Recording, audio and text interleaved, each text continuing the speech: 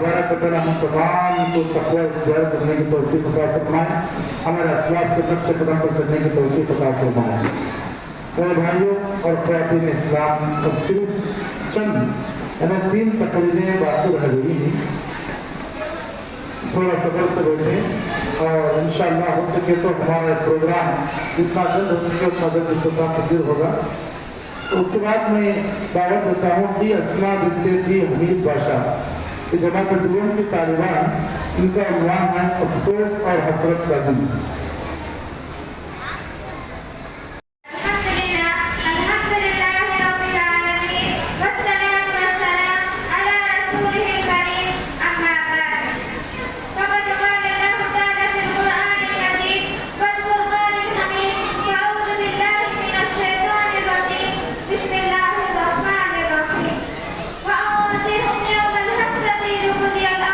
وهم في غفلة وهم لا يؤمنون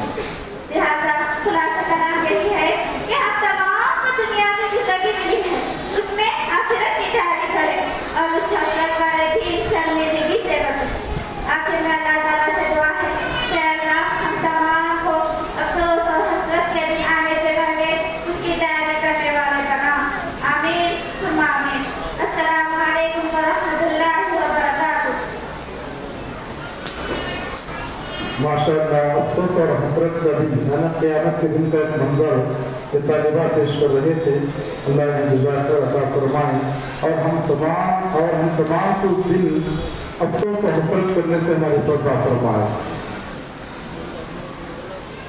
الحمدللہ یہاں ان کے لیے 950 روپیے جمع ہوئے ہیں، وہ آ کر کے اپنا انعام لے کر جائیں۔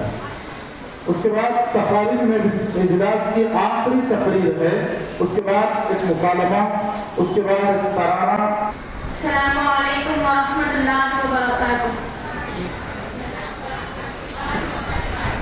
الحمدللہ رب العالمین والصلاة والسلام علی رسولہ الکریم، اما بعد، فقد قال اللہ تعالی فی القرآن المجید والفرقان الحمید، فاعوذ باللہ من الشیطان الرجیم، بسم اللہ الرحمن الرحیم۔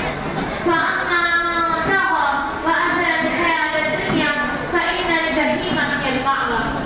محترم صدر جلسہ، مہمانان خصوصی، ناظرین ساحت، ذمہ مدرسہ و مہمانان اعزام و معلمات مدرسہ اور میری بیوی ماں اور بہنوں، آج کے اس سالانہ جلسے میں میری تقریر کا عنوان ہے عذاب جہنم۔ جہنم کا سب سے ہلکا عذاب یہ ہوگا کہ جہنمیوں کے پاؤں میں آگ کے جوتے پہنایا جائیں گے، جس کی وجہ سے اس کا دماغ کھلنے لگے گا۔ حضرت عبداللہ بن عباس رضی اللہ عنہ سے روایت ہے کہ نبی کریم صلی اللہ علیہ وسلم نے ارشاد فرمایا کہ جہنم کا سب سے ہلکا عذاب ابو طالب کو ہوگا۔ جہنم کے مختلف درجات ہیں، سب سے نچلے درجے میں شدید ترین عذاب ہوگا اور اوپر والے درجے میں کم تر درجے کا عذاب ہوگا۔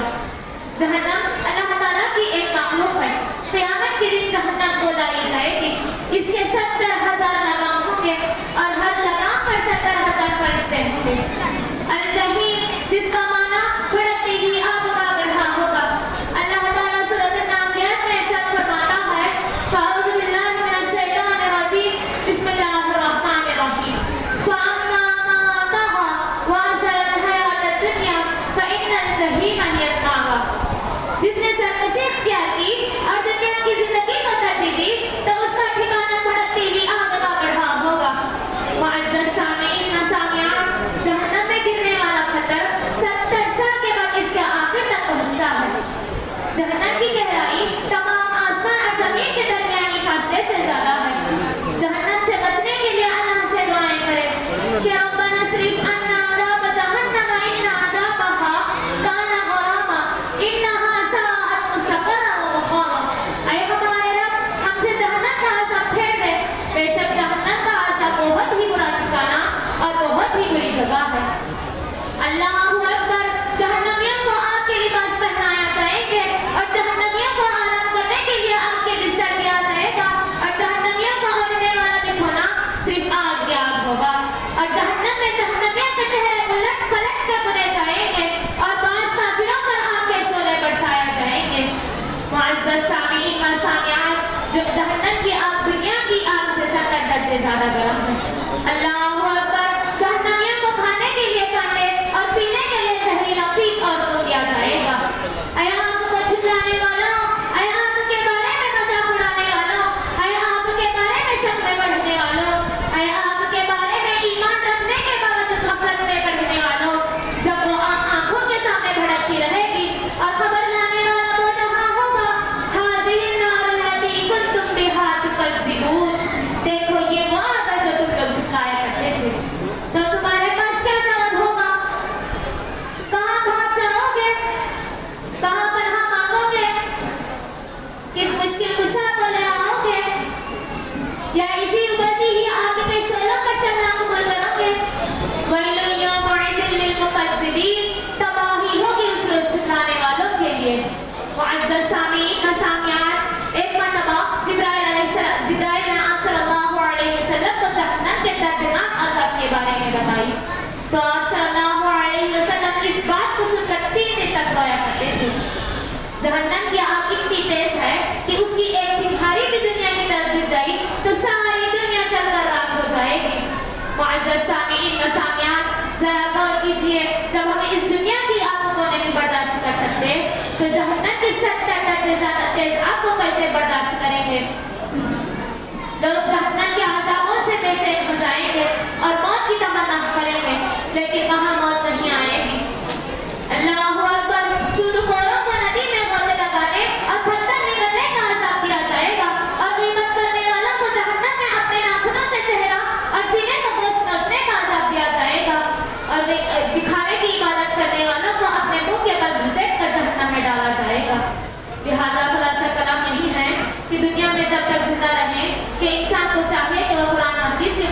زندگی گزارے اور برائی سے بچے.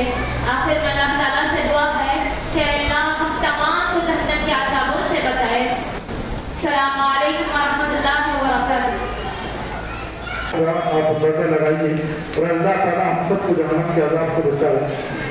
یہاں اس تعلیمات کی تقریر سے خوش ہو کر کے